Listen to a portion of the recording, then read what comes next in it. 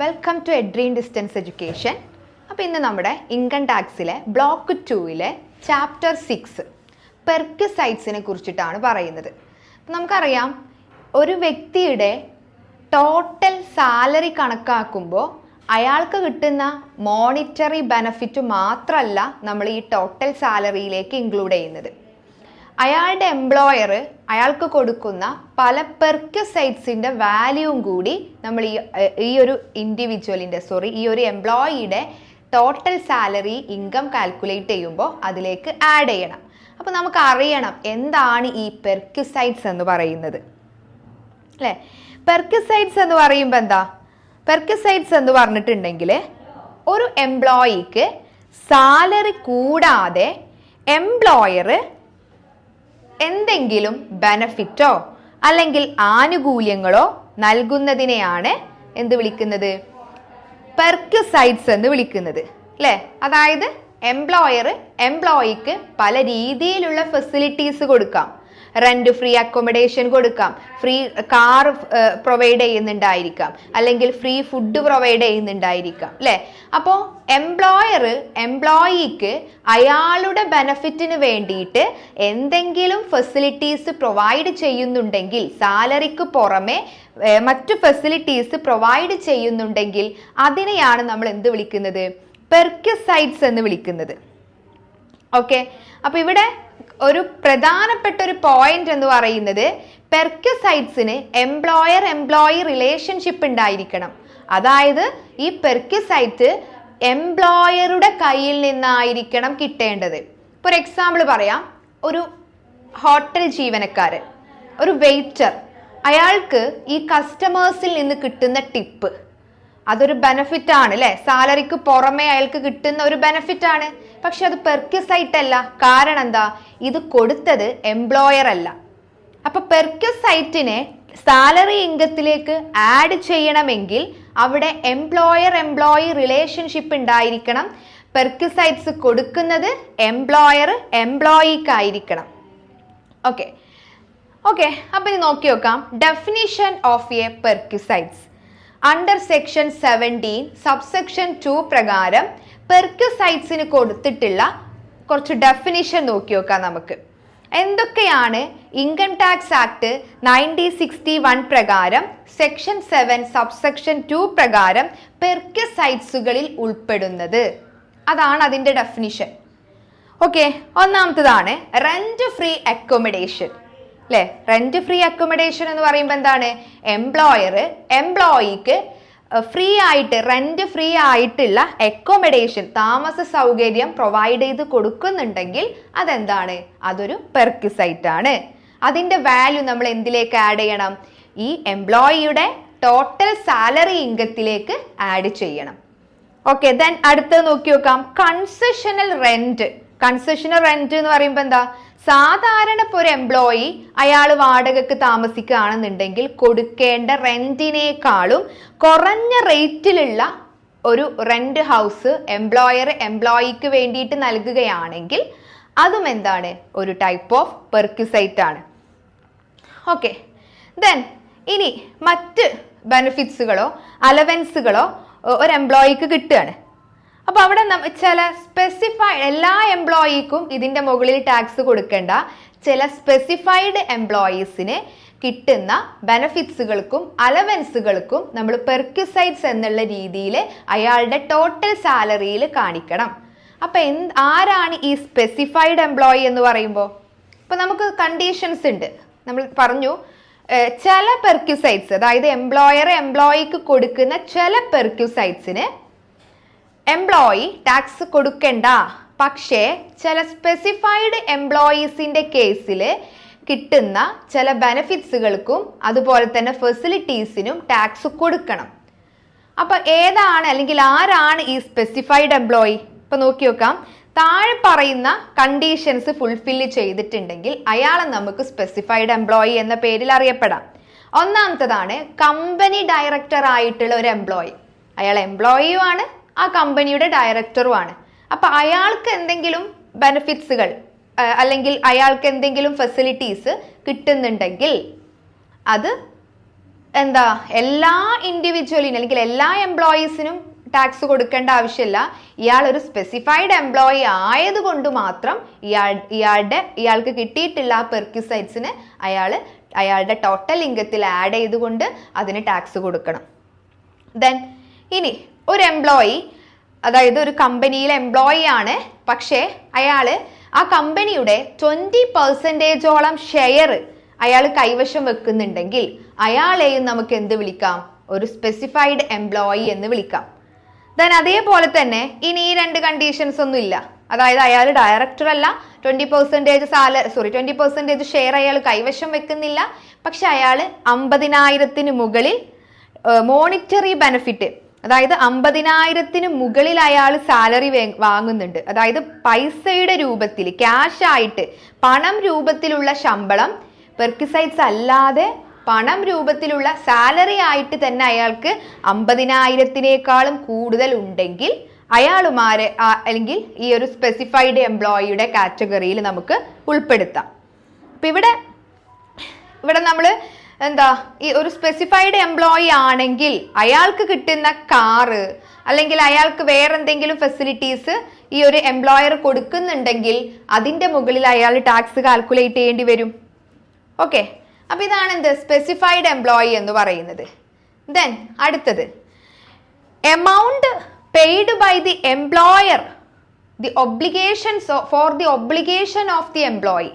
അതായത് ഒരു എംപ്ലോയിയുടെ സ്വന്തം ബാധ്യത ആയിട്ടുള്ള ചില തുകകൾ എംപ്ലോയർ അടക്കുകയാണ്. അതായത് എംപ്ലോയിക്ക് വേണ്ടിയിട്ട് എംപ്ലോയിയുടെ ബാധ്യതയുള്ള ചില എമൗണ്ടുകൾ പേ ചെയ്യാണ് എന്നുണ്ടെങ്കിൽ, ഫോർ എക്സാമ്പിൾ പറയാം, ഒരു എംപ്ലോയിയുടെ ഇലക്ട്രിസിറ്റി ബില്ല്, അല്ലെങ്കിൽ ഒരു എംപ്ലോയിയുടെ കുട്ടികളുടെ സ്കൂൾ ഫീസ്, അല്ലെങ്കിൽ ഇൻഷുറൻസ് പ്രീമിയം, ഇത് ഈ എംപ്ലോയിക്ക് വേണ്ടിയിട്ട് എംപ്ലോയർ പേ ചെയ്യുകയാണെങ്കിൽ അല്ലേ, അതായത് ഇതിന്റെ ബെനിഫിറ്റ് ശരിക്കും കിട്ടുന്നത് എംപ്ലോയിക്കാണ് അല്ലേ. എംപ്ലോയിയുടെ പേഴ്സണൽ ആയിട്ടുള്ള എംപ്ലോയിയുടെ ബാധ്യതയുള്ള കാര്യങ്ങൾ എംപ്ലോയിക്ക് വേണ്ടിയിട്ട് പേ ചെയ്യുകയാണെങ്കിൽ അതിനെയും നമുക്ക് പെർക്യുസൈറ്റ്സ് എന്ന പേരിൽ പറയാം. ദെൻ അടുത്ത നോക്കാം, ലൈഫ് ഇൻഷുറൻസ് ആന്വിറ്റീസ്, അതുമായി ബന്ധപ്പെട്ടിട്ടുള്ള പേയ്മെന്റ്. ഇപ്പോൾ എംപ്ലോയർ ചെയ്യുന്ന താഴെ പറയുന്ന കുറച്ച് കാര്യങ്ങളുണ്ട്. അതായത് എംപ്ലോയർ താഴെ പറയുന്ന പേയ്മെന്റുകൾ എന്തെങ്കിലും അടച്ചിട്ടുണ്ടെങ്കിൽ, എംപ്ലോയിക്ക് വേണ്ടിയിട്ട് അടച്ചിട്ടുണ്ടെങ്കിൽ അതും പെർക്യുസൈറ്റ് ആണ്. ഏതൊക്കെയാണ്? അതായത് നമ്മുടെ recognised provident fund, approved superannuation fund, deposit linked insurance fund. ഈ ഫണ്ട് ഒഴികെ മറ്റേതെങ്കിലും ഇൻഷുറൻസോ ആനുറ്റി കരാറിനോ എംപ്ലോയിക്ക് വേണ്ടിയിട്ട് ചെലവഴിച്ച തുകയെ എന്ത് വിളിക്കുന്നു? പെർക്യുസൈറ്റ്സ് എന്ന് വിളിക്കുന്നു. ഓക്കെ, അപ്പൊ നിങ്ങൾ ശ്രദ്ധിക്കേണ്ട പോയിന്റ് എന്താണ്? ഇവിടെ പെർക്യുസൈറ്റ്സ് എന്ന് എന്തിനെയാണ് നമ്മൾ പറയുന്നത്? എംപ്ലോയിയുടെ ബെനിഫിറ്റിന് വേണ്ടിയിട്ട് എംപ്ലോയിക്ക് കൊടുക്കുന്ന ഫെസിലിറ്റി, അതുപോലെ തന്നെ ബെനിഫിറ്റ്സിനെയാണ് നമ്മൾ എന്ത് വിളിക്കുന്നത്? പെർക്യുസൈറ്റ്സ് എന്ന് വിളിക്കുന്നത്. ഓക്കെ, ഇനി വേറൊരു കേസ് പറയാം, സ്വെറ്റ് ഇക്വിറ്റി ഷെയർസ് അല്ലെ, അതായത് അല്ലെങ്കിൽ സ്പെസിഫൈഡ് സെക്യൂരിറ്റീസ്. എംപ്ലോയർ അവിടെയുള്ള എംപ്ലോയീസിന് കുറഞ്ഞ റേറ്റിനോ അല്ലെങ്കിൽ ഫ്രീ ആയിട്ടോ ആ കമ്പനിയുടെ ഷെയർ കൊടുക്കുകയാണെങ്കിൽ അതും എന്താണ്? അതും ഒരു ടാക്സബിൾ പെർക്യുസൈറ്റ് ആണ്. ദെൻ ഇനി സൂപ്പർ ആനുവേഷൻ ഫണ്ടിലേക്ക് എംപ്ലോയിക്ക് വേണ്ടിയിട്ട് എംപ്ലോയർ അപ്രൂവ്ഡ് സൂപ്പർ ആനുവേഷൻ ഫണ്ടിലേക്ക് കോൺട്രിബ്യൂഷൻ നടത്തിയിട്ടുണ്ടെങ്കിൽ അത് ടാക്സബിൾ പെർക്യുസൈറ്റ് ആണ്. അവിടെ ഒരു കണ്ടീഷൻ ഉണ്ട്. ഇപ്പൊ സൂപ്പർ ആനുവേഷൻ ഫണ്ടിലേക്ക് 1,50,000 വരെ ഉള്ള കോൺട്രിബ്യൂഷൻ ടാക്സ് ഫ്രീ ആണ്. അപ്പൊ നമ്മൾ ഇതുവരെ പറയുന്നത് എന്താണ്? പെർക്യുസൈറ്റ് ആണ്. അതായത് എംപ്ലോയിക്ക് വേണ്ടിയിട്ട് സൂപ്പർ ആനുവേഷൻ ഫണ്ടിലേക്ക് കോൺട്രിബ്യൂഷൻ നടത്തി, അത് പെർക്യുസൈറ്റ് ആണ്. പക്ഷെ അത് പെർക്യുസൈറ്റ്സിനെ തന്നെ നമുക്ക് പല രീതിയിൽ തരംതിരിക്കാം. ടാക്സബിൾ പെർക്യുസൈറ്റ്സ്, അതുപോലെ തന്നെ tax free perquisites, then partially taxable perquisite അല്ലെ. അതായത് ഇതൊരു 1,50,000 വരെയുള്ള കോൺട്രിബ്യൂഷന് ടാക്സ് കൊടുക്കണ്ട. ദെൻ എബോവ് 1,50,000 ആണ് എന്നുണ്ടെങ്കിൽ അത് ഒരു ടാക്സബിൾ പെർക്യുസൈറ്റ് ആയിരിക്കും. ഇനി മറ്റുള്ള ഫ്രിഞ്ച് ബെനഫിറ്റ്സുകൾ. ഓക്കെ, മറ്റ് ഫ്രിഞ്ച് ബെനഫിറ്റ്സുകൾ ഇപ്പൊ ഇവിടെ നിയമപ്രകാരം അല്ലെങ്കിൽ റൂൾസ് പ്രകാരം നിർദ്ദേശിക്കുന്ന മറ്റ് ഫ്രിഞ്ച് ബെനഫിറ്റ്സുകൾ, അമ്യൂണിറ്റീസ്, ഇതൊക്കെ എന്തായിട്ട് ഉൾപ്പെടും? ഇതൊക്കെ പെർക്വിസൈറ്റ് ആയിട്ട് ഉൾപ്പെടുത്തി അത് ഈ എംപ്ലോയിയുടെ ടോട്ടൽ സാലറി ഇൻകത്തിലേക്ക് ഉൾപ്പെടുത്തി അതിന് ടാക്സ് കൊടുക്കണം. ഓക്കെ, അടുത്തൊരു ഭാഗം നോക്കാം. Types of perquisite, section 70 subsection 2. നമുക്ക് പെർക്വിസൈറ്റ്സ് പല ടൈപ്സ് ആയിട്ട് ഡിവൈഡ് ചെയ്യാം. അതായത് ഒന്നാമത്തേതാണ് എല്ലാ ജീവനക്കാർക്കും ടാക്സബിൾ ആയിട്ടുള്ള പെർക്വിസൈറ്റ്സ്. അതിന് നമുക്ക് ജനറൽ പെർക്വിസൈറ്റ്സ് എന്ന പേരിൽ അറിയപ്പെടും. അതേപോലെ തന്നെ രണ്ടാമത്തേതാണ് ചില സ്പെസിഫൈഡ് എംപ്ലോയീസിന് മാത്രം ടാക്സബിൾ ആയിട്ടുള്ള പെർക്വിസൈറ്റ്സ്. അതായത് എല്ലാ എംപ്ലോയീസിനും ഈ ചില പെർക്വിസൈറ്റ്സ് കിട്ടുന്നതിന് ടാക്സ് കൊടുക്കണ്ട. അത് ഒരു സ്പെസിഫൈഡ് എംപ്ലോയി ആണെങ്കിൽ മാത്രം ആ പെർക്വിസൈറ്റ്സിന് ടാക്സ് കൊടുക്കേണ്ടതുള്ളൂ. അപ്പൊ അങ്ങനെയുള്ള പെർക്വിസൈറ്റ്സിനെ നമുക്ക് സ്പെസിഫൈഡ് പെർക്വിസൈറ്റ്സ് എന്ന പേരിൽ അറിയപ്പെടാം. മൂന്നാമത്തെ കേസ് എല്ലാ എംപ്ലോയീസിനും ടാക്സ് ഫ്രീ ആയിട്ടുള്ള പെർക്വിസൈറ്റ്സ്. അപ്പൊ നമുക്ക് ഇങ്ങനെ ജനറൽ പെർക്വിസൈറ്റ്സ് എന്നും സ്പെസിഫൈഡ് പെർക്വിസൈറ്റ്സ് എന്നും അതുപോലെ തന്നെ ടാക്സ് ഫ്രീ പെർക്വിസൈറ്റ്സ് എന്നും ഇങ്ങനെ 3 രീതിയിൽ പെർക്വിസൈറ്റ്സിനെ ഡിവൈഡ് ചെയ്യാം. അപ്പൊ ഒന്നാമത്തത് നോക്കാം, ജനറൽ പെർക്വിസൈറ്റ്സ് അല്ലെ. അതായത് എല്ലാ എംപ്ലോയീസിനും ഒരുപോലെ ടാക്സബിൾ ആയിട്ടുള്ള പെർക്വിസൈറ്റ്സുകളെയാണ് ജനറൽ പെർക്വിസൈറ്റ്സ് എന്ന് വിളിക്കുന്നത്.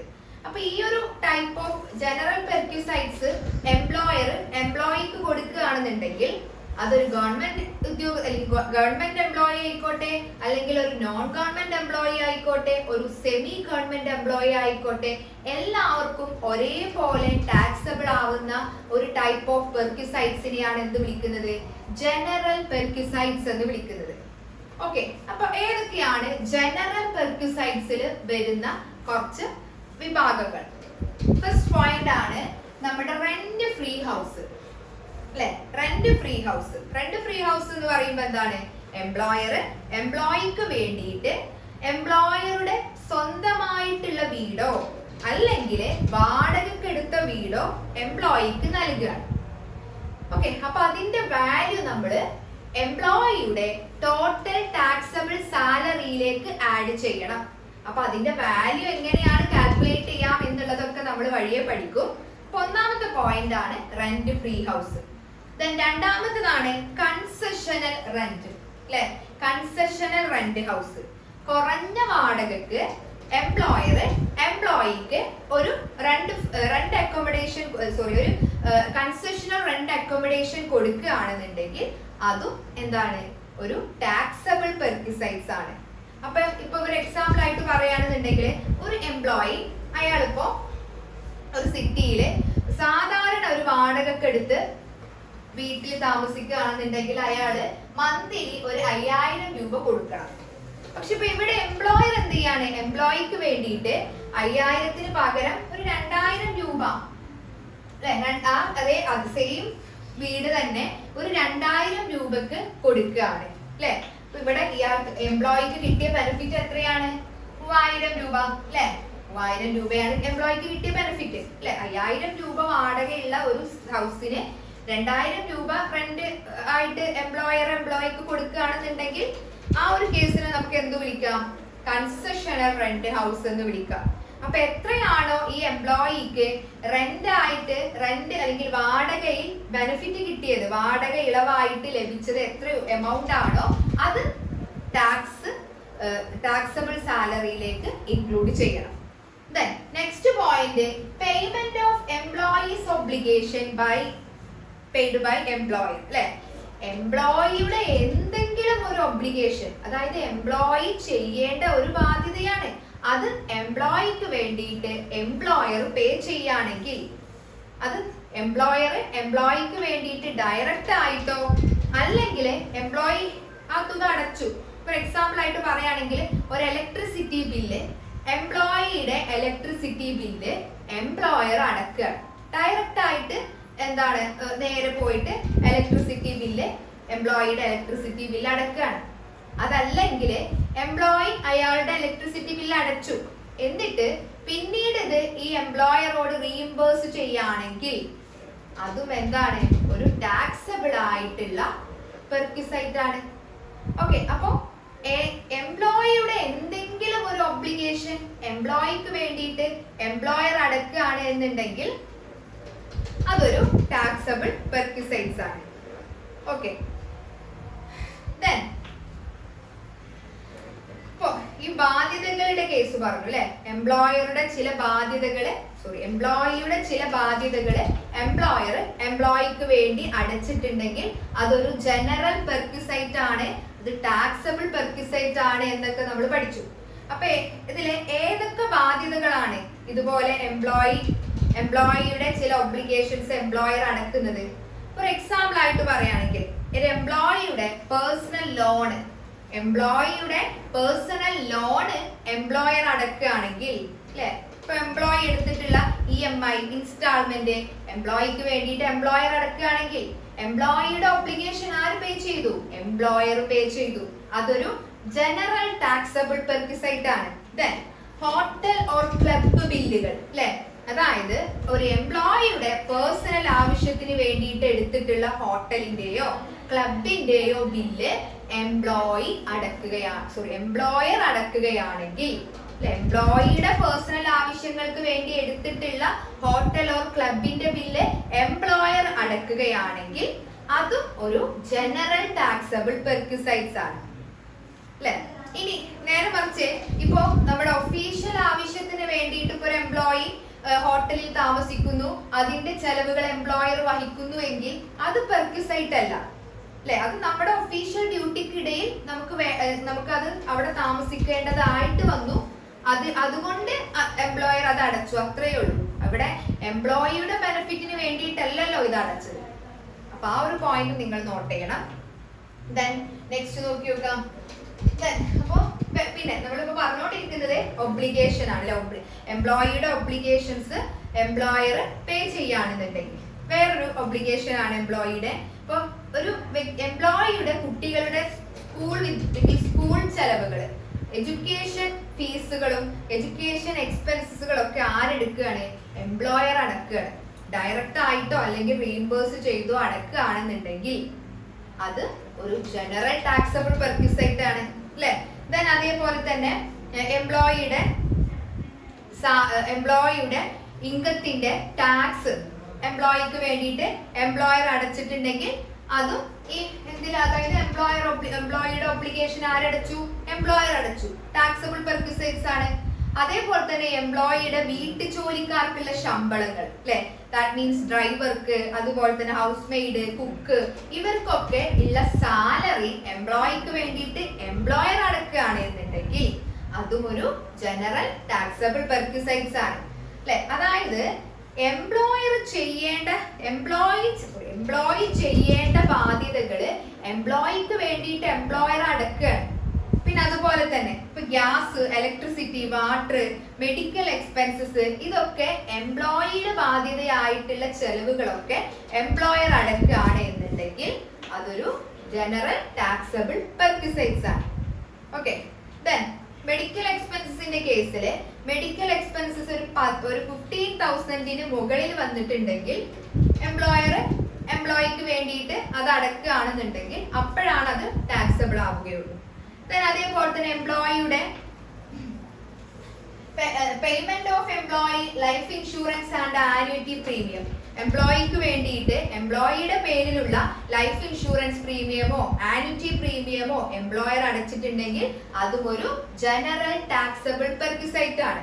Then professional tax and employment tax അല്ലെ, അതിലിപ്പോ നമ്മുടെ ടാക്സിന്റെ കേസിൽ വരുന്നതാണ് ഈ എംപ്ലോയിക്ക് വേണ്ടിയിട്ട് ടാക്സ് അല്ലെ, നമ്മുടെ പ്രൊഫഷണൽ ടാക്സോ എംപ്ലോയ്മെന്റ് ടാക്സോ ഒക്കെ അടച്ചിട്ടുണ്ടെന്നുണ്ടെങ്കിൽ അതൊക്കെ പെർക്വിസൈറ്റ് ആയിട്ട് നമുക്ക് ഇൻക്ലൂഡ് ചെയ്യാവുന്നതാണ്. ദെൻ അതേപോലെ തന്നെ superannuation specific security of sweat equity shares allotted അല്ലെ. ഇപ്പൊ എംപ്ലോയിക്ക് സ്വെറ്റ് ഇക്വിറ്റി ഷെയർ അല്ലെ, സ്വെറ്റ് ഇക്വിറ്റി ഷെയർ എന്ന് പറയുമ്പോൾ എന്താ, നമ്മുടെ മുൻ ജീവനക്കാർക്കോ അല്ലെങ്കിൽ നിലവിലുള്ള എംപ്ലോയീസിനോ കുറഞ്ഞ റേറ്റിന് കമ്പനിയുടെ ഷെയറുകൾ നൽകും അല്ലെ. അപ്പൊ അത് ഡയറക്റ്റ് ആയിട്ടോ ഇൻഡയറക്റ്റ് ആയിട്ടോ നൽകുകയാണ് എന്നുണ്ടെങ്കിൽ, അതായത് ആ ഷെയറിന്റെ ഫെയർ മാർക്കറ്റ് റേറ്റിനേക്കാളും കുറഞ്ഞ വിലക്ക് എംപ്ലോയീസിന് കിട്ടുകയാണ്. അപ്പൊ അതെന്തായിരിക്കും, അതും ഒരു ടാക്സബിൾ ജനറൽ പെർക്വിസൈറ്റ് ആണ്. അതേപോലെ തന്നെ നമ്മൾ നേരത്തെ പറഞ്ഞു, അപ്രൂവ്ഡ് സൂപ്പർ ആനുവേഷൻ ഫണ്ടിലേക്ക് എംപ്ലോയിക്ക് വേണ്ടിയിട്ട് എംപ്ലോയർ എന്തെങ്കിലും കോൺട്രിബ്യൂട്ട് ചെയ്തിട്ടുണ്ടെങ്കിൽ 1,50,000 വരെ അതൊരു ടാക്സ് ഫ്രീ പെർക്വിസൈറ്റ് ആണ്. 1,50,000 എബോ ആവുകയാണെന്നുണ്ടെങ്കിൽ, എത്രയാണോ എക്സസ് ആയിട്ടുള്ളത് ആ എമൗണ്ട് ഒരു ജനറൽ ടാക്സബിൾ പെർക്വിസൈറ്റ് ആണ്. അതുപോലെ തന്നെ പ്രിസ്ക്രൈബ്ഡ് ഫ്രിഞ്ച് ബെനിഫിറ്റ് അല്ലെ. ഫ്രിഞ്ച് ബെനിഫിറ്റ് എന്ന് പറയുമ്പോൾ എന്താണ്, ഇപ്പൊ എംപ്ലോയറിന്റെ കയ്യിൽ നിന്ന് എംപ്ലോയി ലോൺ എടുത്തു, അപ്പൊ അതിന് ഇൻട്രസ്റ്റ് വാങ്ങാതെ ലോൺ എംപ്ലോയർ കൊടുക്കുകയാണ്, അല്ലെങ്കിൽ കുറഞ്ഞ റേറ്റ് ഇൻട്രസ്റ്റില് ലോൺ കൊടുക്കുകയാണ്. ഇതാണ് ഫ്രിഞ്ച് ബെനിഫിറ്റിന് ഒരു എക്സാമ്പിൾ. അതേപോലെ തന്നെ ട്രാവലിംഗ് ഓർ ടൂറിംഗ് എക്സ്പെൻസ് അല്ലെ. എംപ്ലോയിയും അവരുടെ ഫാമിലിക്കും വേണ്ടിയിട്ട് എന്തെങ്കിലും ടൂറ് അല്ലെങ്കിൽ മറ്റ് ട്രാവലിംഗ് എക്സ്പെൻസസ് ഒക്കെ എംപ്ലോയർ വഹിക്കുകയാണെന്നുണ്ടെങ്കിൽ അതും ഒരു ടൈപ്പ് ഓഫ് ഫ്രിഞ്ച് ബെനിഫിറ്റ് ആണ്. ദെൻ ഫ്രീ ഫുഡ് അല്ലെ, ഓർ റിഫ്രഷ്മെന്റ്, ഇപ്പൊ ഫ്രീ ആയിട്ട് ഫുഡ് കൊടുക്കുക. അതേപോലെ തന്നെ എന്താണ്, നോൺ ആൽക്കഹോളിക് ബിവറേജ് ഫെസിലിറ്റീസ് ഒക്കെ കൊടുത്തുകൊണ്ട് അവരൊന്ന് റിഫ്രഷ് ആക്കാനുള്ള എന്തെങ്കിലും ബെനിഫിറ്റ്സ് എംപ്ലോയിക്ക് ചെയ്യുകയാണെന്നുണ്ടെങ്കിൽ അതും ഒരു ടാക്സബിൾ പെർക്വിസൈറ്റ്സ് ആണ്.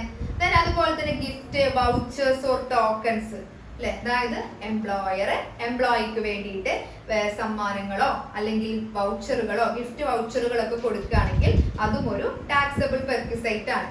അതുപോലെ തന്നെ ക്രെഡിറ്റ് കാർഡ് ഫെസിലിറ്റി, എംപ്ലോയർ എംപ്ലോയിക്ക് വേണ്ടിയിട്ട് എംപ്ലോയിയുടെ പേഴ്സണൽ ആവശ്യങ്ങൾക്ക് വേണ്ടിയിട്ട് എംപ്ലോയറിന്റെ ക്രെഡിറ്റ് കാർഡ് കൊടുക്കുകയാണെങ്കിൽ അതും ഒരു ടാക്സബിൾ പെർക്വിസൈറ്റ് ആണ്.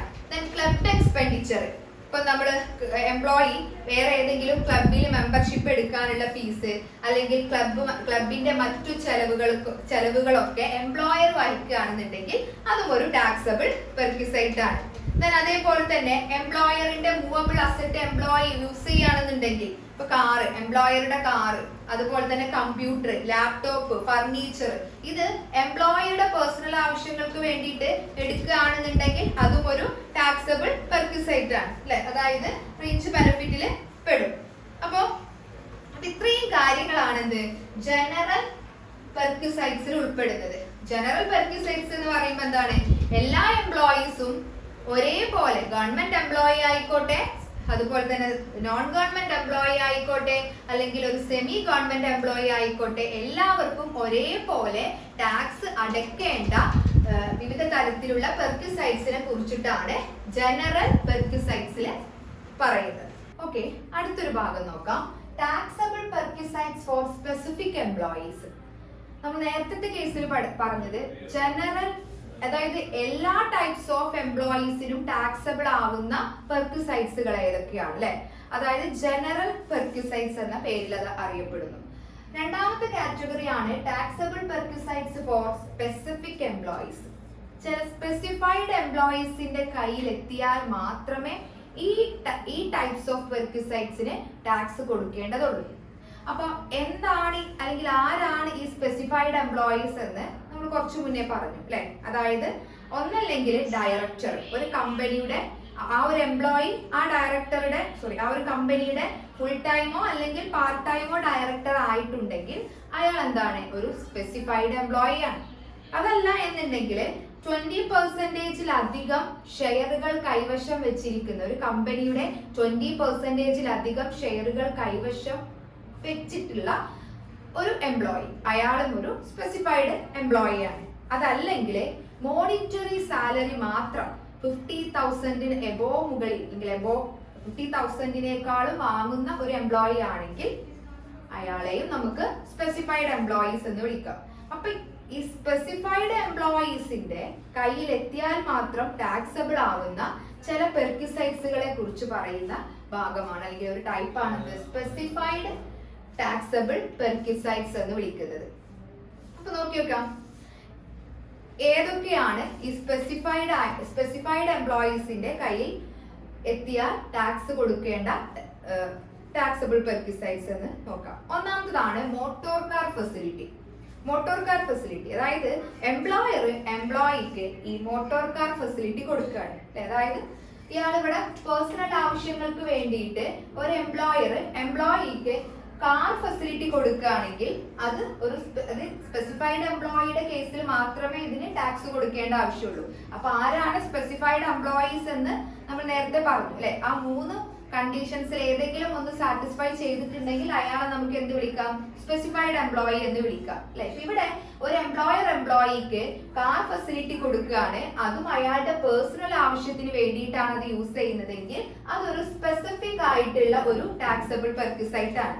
ദെൻ ഡൊമസ്റ്റിക് സെർവന്റ് ഫെസിലിറ്റി കൊടുക്കുകയാണ്, അതായത് എംപ്ലോയിക്ക് വേണ്ടിയിട്ട് സ്വീപ്പർ, ഗാർഡനർ, വാച്ച്മാന് തുടങ്ങിയിട്ടുള്ള പേയ്മെന്റുകള് അല്ലെങ്കിൽ ഇത്തരം സർവീസുകൾ ചെയ്തു കൊടുക്കുന്നതിന്റെ പേയ്മെന്റ് അടക്കുന്നത് ആരാണ്?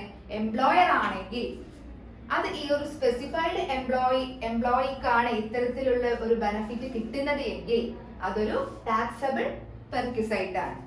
ദെൻ ഫ്രീ ഗ്യാസ്, അതേപോലെ തന്നെ ഇലക്ട്രിസിറ്റി ആൻഡ് വാട്ടർ.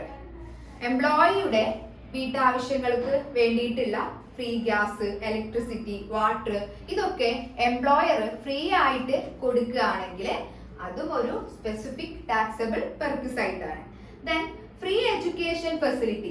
ഇപ്പൊ ഒരു എംപ്ലോയർ നടത്തുന്ന സ്കൂളിലെ അല്ലെങ്കിൽ മറ്റേതെങ്കിലും സ്കൂളിലോ എംപ്ലോയിയുടെ കുട്ടികൾക്ക് ഫ്രീ ആയിട്ട് എഡ്യൂക്കേഷൻ കൊടുക്കുകയാണെന്നുണ്ടെങ്കിലും അതും ഒരു ടാക്സബിൾ പെർക്വിസൈറ്റ് ആണ്.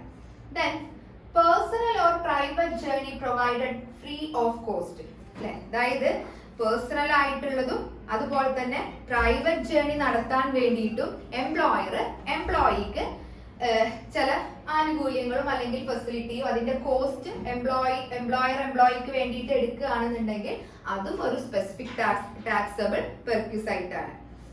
ഇനി the value of other benefit അല്ലെ? അതായത് എംപ്ലോയിക്ക് നൽകുന്ന മറ്റു സേവനങ്ങൾ അല്ലെങ്കിൽ മറ്റു ഫെസിലിറ്റീസ്, മറ്റു ബെനിഫിറ്റ്സുകൾ ഇതൊക്കെ നമ്മളിവിടെ സ്പെസിഫിക് പെർക്വിസൈറ്റ്സിന്റെ അണ്ടറിൽ ടാക്സ് കൊടുക്കേണ്ടി വരും. ഇത്രയും പോയിന്റുകളാണ് ഒരു എംപ്ലോയി സ്പെസിഫിക് എംപ്ലോയി ആണോ എങ്കിൽ അയാൾക്ക് ഇത്തരത്തിലുള്ള പെർക്വിസൈറ്റ്സ് കിട്ടുകയാണെങ്കിൽ ഇതൊക്കെ ടാക്സബിൾ ആയിട്ടുള്ള പെർക്വിസൈറ്റ് ആണ്. ഇതൊരു എംപ്ലോയിയുടെ ടോട്ടൽ ഇൻകത്തിന്റെ കൂടെ ആഡ് ചെയ്ത് അതിന് ടാക്സ് കൊടുക്കേണ്ടി വരും. ഓക്കെ, അടുത്തൊരു ഭാഗം നോക്കാം. Tax free perquisites for all employees. നമ്മൾ നേരത്തെ പഠിച്ചു 3 ടൈപ്സ് ഓഫ് പെർക്വിസൈറ്റ്സിനെ കുറിച്ച് പറയുന്നുണ്ട്. അതിൽ ഒന്നാമത്തതാണ് ജനറൽ പെർക്വിസൈറ്റ്സ്, രണ്ടാമത്തതാണ് സ്പെസിഫൈഡ് പെർക്വിസൈറ്റ്സ്, മൂന്നാമത്തതാണ് ടാക്സ് ഫ്രീ പെർക്വിസൈറ്റ്സ് അല്ലെ? അപ്പൊ ഇവിടെ ജനറൽ പെർക്വിസൈറ്റ്സ് എന്ന് പറയുമ്പോൾ എന്താ? എല്ലാ എംപ്ലോയീസിനും ഒരുപോലെ ടാക്സ് കൊടുക്കേണ്ട പെർക്വിസൈറ്റ്സ്. സ്പെസിഫിക് അല്ലെങ്കിൽ സ്പെസിഫൈഡ് പെർക്വിസൈറ്റ്സ് എന്ന് പറഞ്ഞാൽ എന്താ? ചില പ്രത്യേക എംപ്ലോയീസിന്റെ കയ്യിൽ എത്തിയാൽ മാത്രം ടാക്സ് കൊടുക്കേണ്ട പെർക്വിസൈറ്റ്സ്. ദെൻ ലാസ്റ്റ് പോയിന്റ് ആണ് tax free perquisites for all employees. ചില പെർക്വിസൈറ്റ്സിന് ടാക്സ് ഫ്രീ ഉണ്ട്, അതായത് അത്തരത്തിലുള്ള ഒരു ബെനിഫിറ്റ് എംപ്ലോയറിന്റെ കയ്യിൽ നിന്ന് എംപ്ലോയിക്ക് കിട്ടുകയാണെന്നുണ്ടെങ്കിൽ അതിന് എന്ത് കൊടുക്കേണ്ട? ടാക്സ് കൊടുക്കേണ്ട. നമ്മുടെ സാലറി ടോട്ടൽ ഇൻകത്തിലേക്ക് അതിന്റെ വാല്യൂ ആഡ് ചെയ്യേണ്ട ആവശ്യമില്ല അല്ലെ? അങ്ങനെയുള്ള കുറച്ച് പെർക്വിസൈറ്റ്സിനെ കുറിച്ചിട്ടാണ് പറയുന്നത്. ഒന്നാമത്തതാണ് മെഡിക്കൽ ഫെസിലിറ്റി. മെഡിക്കൽ ഫെസിലിറ്റി ഒരു എംപ്ലോയിക്ക് വേണ്ടിയിട്ട് ചെയ്യാണ് എന്നുണ്ടെങ്കിൽ, അതായത് ഇപ്പോ ഗവൺമെന്റ് ഹോസ്പിറ്റലിലോ അല്ലെങ്കിൽ ഗവൺമെന്റിന്റെ അംഗീകാരം കിട്ടിയിട്ടുള്ള മറ്റു ഹോസ്പിറ്റലുകളിലോ എംപ്ലോയിക്ക് ഉണ്ടാവുന്ന മെഡിക്കൽ എക്സ്പെൻസസ് എംപ്ലോയർ മീറ്റ് ചെയ്യുകയാണെന്നുണ്ടെങ്കിൽ അതൊരു ടാക്സ് ഫ്രീ പെർക്വിസൈറ്റ് ആണ്. അതുപോലെ തന്നെ റിഫ്രഷ്മെന്റ് ഫെസിലിറ്റി ഉണ്ട്. അതായത് ഇപ്പൊ റിഫ്രഷ്മെന്റ് ഫെസിലിറ്റി എന്ന് പറയുമ്പോൾ ഇപ്പൊ ഒരു ഓഫീസിൽ വർക്ക് ചെയ്യുമ്പോൾ നമുക്ക് ചിലപ്പോ ഒരു കോഫി, ലട്ടി ഇങ്ങനെയുള്ള കുറച്ച് റിഫ്രഷ്മെന്റ് ആയിട്ട് എന്തെങ്കിലും ലഘു ഭക്ഷണങ്ങളൊക്കെ കിട്ടും അല്ലെ? അപ്പൊ അതെന്താണ്? ഒരു ടാക്സ് ഫ്രീ ആയിട്ടുള്ള പെർക്വിസൈറ്റ് ആണ്. Then transport conveyance facility. ഓഫീസിലേക്ക് വരാനും പോകാനും വേണ്ടിയിട്ട് എല്ലാ എംപ്ലോയീസിനെയും കൊണ്ട് അതുപോലെയുള്ള ഒരു വാനോ ബസ്സോ ഒക്കെ ഉണ്ട് എന്ന് വിചാരിച്ചു. അതായത് ഓഫീസിലേക്ക് വരാനും പോകാനും വേണ്ടിയിട്ടുള്ള ഒരു ഫെസിലിറ്റി എംപ്ലോയർ ഒരുക്കി നൽകുന്നുണ്ടെങ്കിൽ അത് ഒരു ടാക്സ് ഫ്രീ പെർക്വിസൈറ്റ് ആണ്. ദെൻ ഈ RPF അല്ലെങ്കിൽ അപ്രൂവ്ഡ് ഫണ്ടിലേക്കൊക്കെ എംപ്ലോയിക്ക് വേണ്ടിയിട്ട് എന്തെങ്കിലും കോൺട്രിബ്യൂഷൻ ചെയ്യുന്നുണ്ടെങ്കിൽ അതും ഒരു ടാക്സ് ഫ്രീ പെർക്വിസൈറ്റ് ആണ്. ദെൻ അതുപോലെ തന്നെ അടുത്തത് use of laptop or computer of employer അല്ലെ. അതായത് ലാപ്ടോപ്പ്, കമ്പ്യൂട്ടർ, ഇതൊക്കെ എംപ്ലോയറിന്റെ ലാപ്ടോപ്പോ കമ്പ്യൂട്ടറോ എംപ്ലോയി യൂസ് ചെയ്യുകയാണെന്നുണ്ടെങ്കിൽ അതും ഒരു ടാക്സ് ഫ്രീ പെർക്വിസൈറ്റ് ആണ്. ദെൻ എന്റർടൈൻമെന്റ് ഫെസിലിറ്റി, അതായത് ഒഫീഷ്യൽ ആവശ്യങ്ങൾക്ക് വേണ്ടിയിട്ടുള്ള എന്റർടൈൻമെന്റ് ഫെസിലിറ്റി ഒരു ടാക്സ് ഫ്രീ പെർക്വിസൈറ്റ് ആണ്. Then accommodation in remote area അല്ലെ, നമ്മളിപ്പോ ഒരു റിമോട്ട് ഏരിയകളിലൊക്കെയാണ് ഈ എംപ്ലോയിക്ക് താമസ സൗകര്യം എംപ്ലോയർ നൽകുന്നതെങ്കിൽ അതും ഒരു ടാക്സ് ഫ്രീ പെർക്വിസൈറ്റ് ആണ്. Then perquisite provided outside in India അല്ലെ, അതായത് ഔട്ട്സൈഡ് ഇന്ത്യ, അതായത് ഇന്ത്യക്ക് പുറത്ത് എന്തെങ്കിലും പെർക്വിസൈറ്റ്സ് അല്ലെങ്കിൽ എന്തെങ്കിലും ഇവിടെ അല്ലെങ്കിൽ ഇന്ത്യക്ക് പുറത്ത് ഒരു എംപ്ലോയി ജോലി ചെയ്യാണ്, അപ്പൊ അയാൾക്ക് അവിടെ കിട്ടുന്ന എന്തെങ്കിലും ബെനഫിറ്റ്സോ അല്ലെങ്കിൽ എന്തെങ്കിലും ഒരു ഫെസിലിറ്റിയോ എംപ്ലോയിക്ക് വേണ്ടി കൊടുക്കുന്നുണ്ടെങ്കിൽ അതും ഒരു ടാക്സ് ഫ്രീ ആയിട്ടുള്ള പെർക്വിസൈറ്റ് ആണ്. ദെൻ ടെലിഫോൺ ഫെസിലിറ്റി, അതായത് ഇപ്പോ ഫോണ് അല്ലെങ്കിൽ ഇന്റർനെറ്റിന്റെ ഫെസിലിറ്റി ഇതൊക്കെ എംപ്ലോയിക്ക് വേണ്ടി കൊടുക്കുന്നുണ്ടെങ്കിൽ അതും ഒരു ടാക്സ് ഫ്രീ പെർക്വിസൈറ്റ് ആണ്. ദെൻ അതുപോലെ തന്നെ റിഫ്രഷർ കോഴ്സ് ഓർ ട്രെയിനിങ്, ഇപ്പൊ എംപ്ലോയിക്ക് വേണ്ടിയിട്ട് ട്രെയിനിങ് കൊടുക്കുകയാണ് അല്ലെ, അതായത് എംപ്ലോയിയുടെ ബെനിഫിറ്റിന് വേണ്ടിയിട്ട് എന്തെങ്കിലും ട്രെയിനിങ് കോഴ്സുകളിൽ ഉള്ള എക്സ്പെൻസ് എംപ്ലോയർ മീറ്റ് ചെയ്യുകയാണെന്നുണ്ടെങ്കിൽ അതും ഒരു ടാക്സ് ഫ്രീ പെർക്വിസൈറ്റ് ആണ്. Then accident insurance premium, എംപ്ലോയിക്ക് വേണ്ടിയിട്ട് അടച്ചിട്ടുണ്ടെങ്കിൽ അതും ഒരു ടാക്സ് ഫ്രീ പെർക്വിസൈറ്റ് ആണ്. Then educational facility for children, എംപ്ലോയീസിന്റെ കുട്ടികളുടെ വിദ്യാഭ്യാസ ചെലവുകൾ അല്ലെങ്കിൽ വിദ്യാഭ്യാസത്തിനുള്ള ഫെസിലിറ്റീസ് എംപ്ലോയർ ഒരുക്കി കൊടുക്കുകയാണെന്നുണ്ടെങ്കിൽ അതും ഒരു ടാക്സ് ഫ്രീ പെർക്വിസൈറ്റ് ആണ്.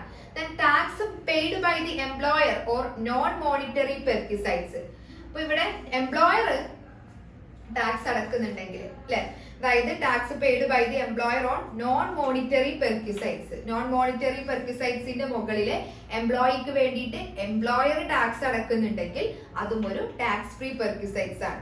ദെൻ ഈ ലീവ് ട്രാവൽ കൺസെഷന് ഒരു റൂൾസ് ഉണ്ട്, ആ റൂൾസ് വരെ ടാക്സ് ഫ്രീ പെർക്വിസൈറ്റ് ആയിട്ട് LTC ഇൻക്ലൂഡ് ചെയ്യും. ദെൻ അതേപോലെ തന്നെ free conveyance by transport undertaking, അതായത് ഇപ്പോൾ ട്രാൻസ്പോർട്ട് ബിസിനസ് സ്ഥാപനങ്ങളാണ് എന്നുണ്ടെങ്കിൽ അവരുടെ എംപ്ലോയീസിന് ഈ ട്രാൻസ്പോർട്ട് ഫെസിലിറ്റി കൊടുക്കുന്നുണ്ടെങ്കിൽ അതും ഒരു ടാക്സ് ഫ്രീ പെർക്വിസൈറ്റ് ആണ്. ദെൻ അതേപോലെ തന്നെ ഇപ്പോൾ residence and conveyance to judges, അതായത് ഇപ്പോൾ ഹൈക്കോർട്ടിലെ അല്ലെങ്കിൽ സുപ്രീം കോർട്ട് ജഡ്ജസിന് അവർക്ക് കൊടുക്കുന്ന ഈ ഒരു അവരുടെ താമസ സൗകര്യത്തിനുള്ള ഒരു ഫെസിലിറ്റി ഒരുക്കി നൽകുന്നുണ്ടെങ്കിൽ അതും ഒരു ടാക്സ് ഫ്രീ പെർക്വിസൈറ്റ് ആണ്. അതുപോലെ തന്നെ നമ്മുടെ പാർലമെന്റ് മിനിസ്റ്റേഴ്സിനുള്ള റെന്റ് ഫ്രീ ആയിട്ടുള്ള അക്കോമഡേഷൻ, അവർക്ക് അതിന് ടാക്സ് കൊടുക്കേണ്ട ആവശ്യമില്ല. ഓക്കെ, അപ്പൊ ഇതൊക്കെയാണ് ടാക്സ് ഫ്രീ പെർക്വിസൈറ്റ്സിൽ വരുന്ന കുറച്ച് ഐറ്റംസ്. ഓക്കെ, അപ്പൊ നമ്മൾ ടൈപ്സ് ഓഫ് പെർക്വിസൈറ്റ്സിൽ 3 കാര്യങ്ങളാണ് പഠിച്ചത്. ഒന്ന് ജനറൽ പെർക്വിസൈറ്റ്സ് എന്നും സ്പെസിഫിക് പെർക്വിസൈറ്റ്സ് എന്നും ദെൻ ടാക്സ് ഫ്രീ പെർക്വിസൈറ്റ്സ് എന്നും. ഓക്കെ, അപ്പൊ നമ്മൾ പറഞ്ഞു പെർക്വിസൈറ്റ്സ് എന്ന് പറയുന്നത് സാധാരണ എംപ്ലോയിക്ക് കൊടുക്കുന്ന ബെനഫിറ്റുകളാണ് അല്ലെ, അതായത് ഒരു നോൺ മോണിറ്ററി ബെനിഫിറ്റ് ആയിട്ടാണ് കൂടുതലായിട്ടും പെർക്വിസൈറ്റ്സ് കൊടുക്കുക.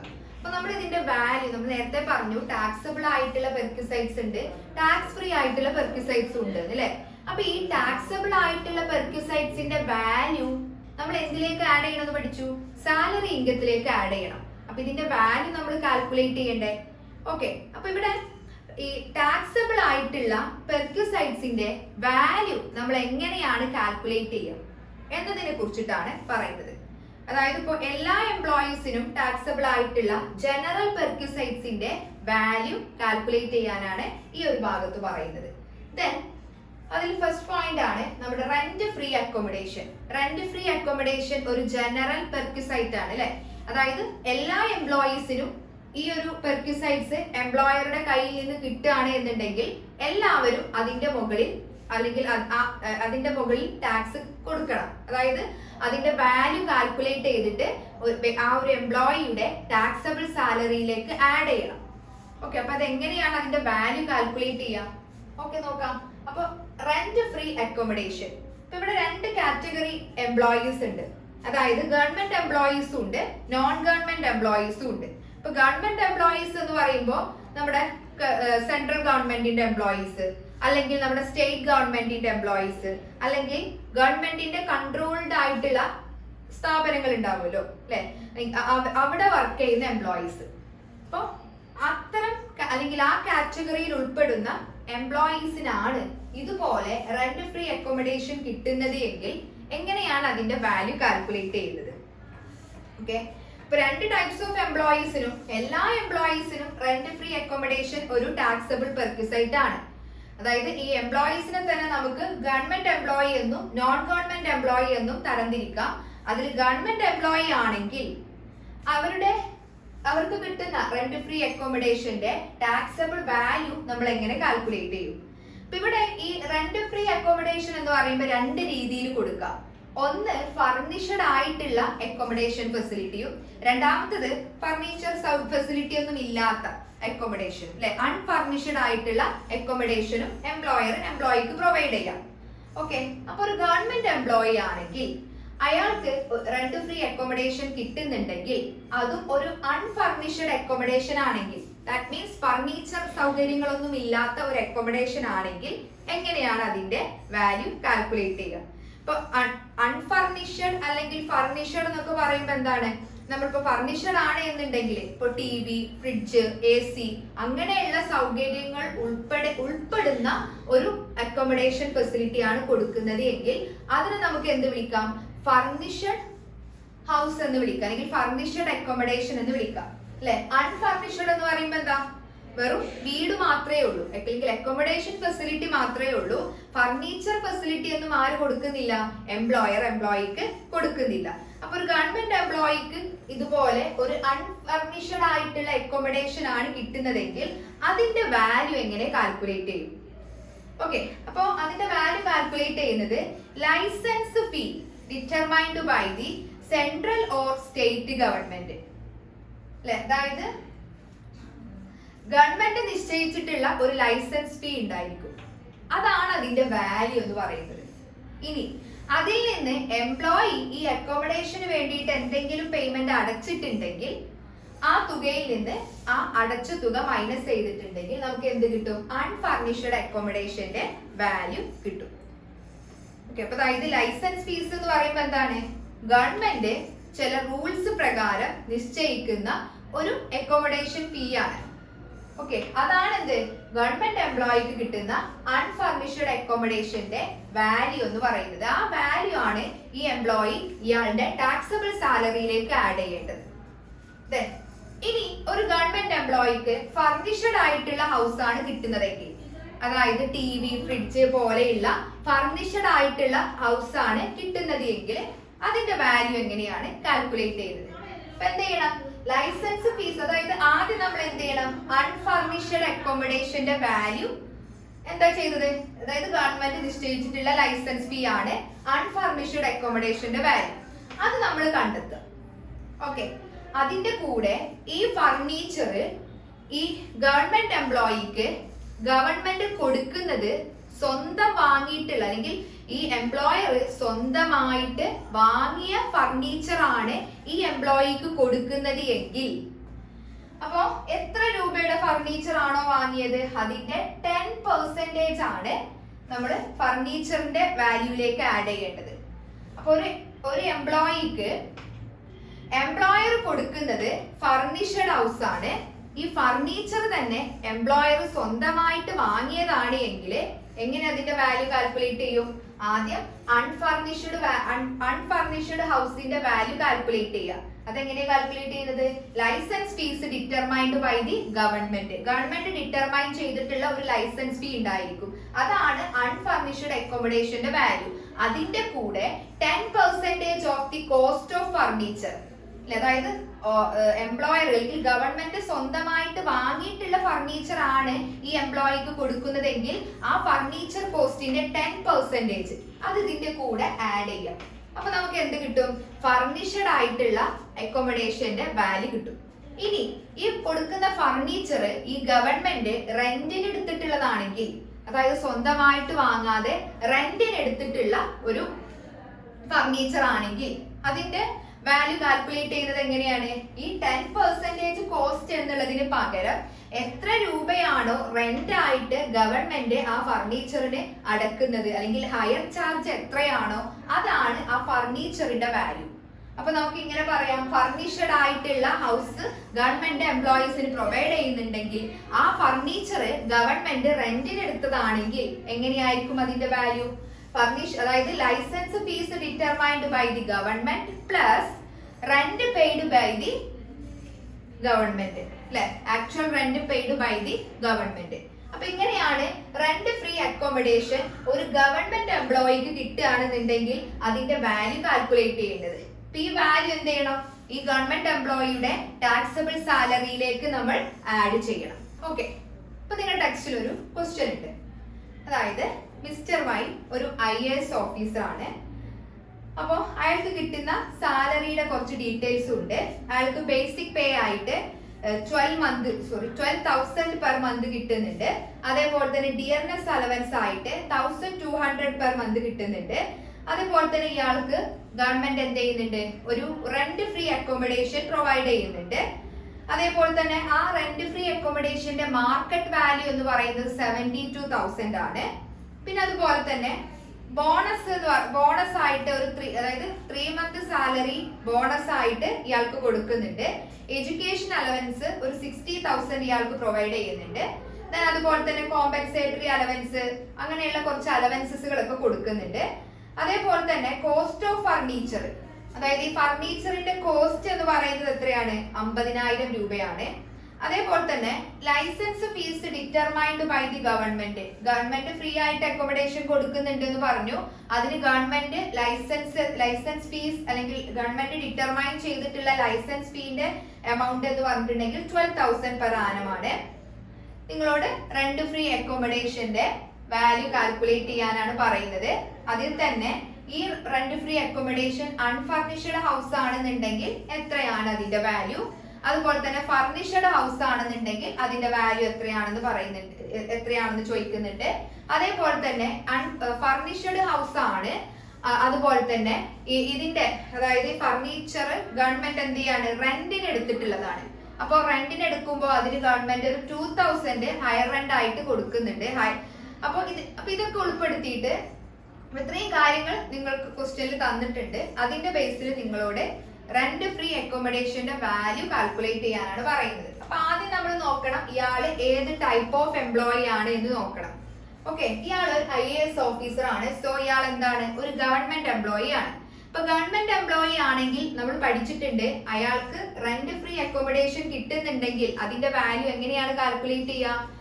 ഗവൺമെന്റ് പ്രിസ്ക്രൈബ് ചെയ്തിട്ടുള്ള ലൈസൻസ് ഫീ ആണ് അതിന്റെ വാല്യൂ എന്ന് പറയുന്നത്. അപ്പൊ ഇവിടെ ഈ ഒരു ക്വസ്റ്റ്യനില് നിങ്ങൾക്ക് തന്നിട്ടുണ്ട് എന്ത്? ആ അക്കോമഡേഷന്റെ ഫെയർ മാർക്കറ്റ് വാല്യൂ എന്ന് പറയുന്നത് ഒരു 12,000 ആണ് എന്ന് തന്നിട്ടുണ്ട്. 72,000 ആണെന്ന് തന്നിട്ടുണ്ട്.